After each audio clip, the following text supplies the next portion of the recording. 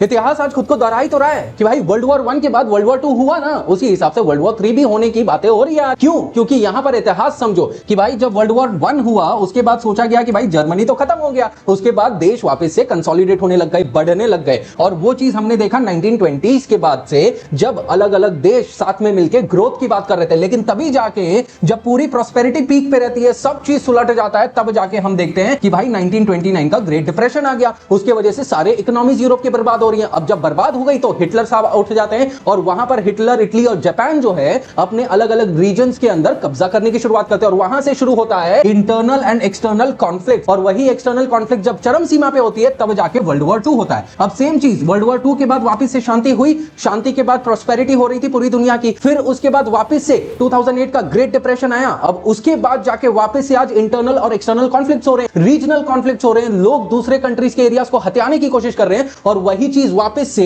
World war की तरफ बढ़ा जा रहा है। और यही चीज म्यूनिक सिक्योरिटी कॉन्फ्रेंस के अंदर कहा जा रहा है कि भाई वी आर अंडर थ्रेट। और ये चीज ना हो, इसके वजह से आज देखना पड़ेगा कि कौन से देश आगे एक लीडर बनके, रोल मॉडल बनके इस साइकिल को तोड़ने का प्रयास करेंगे।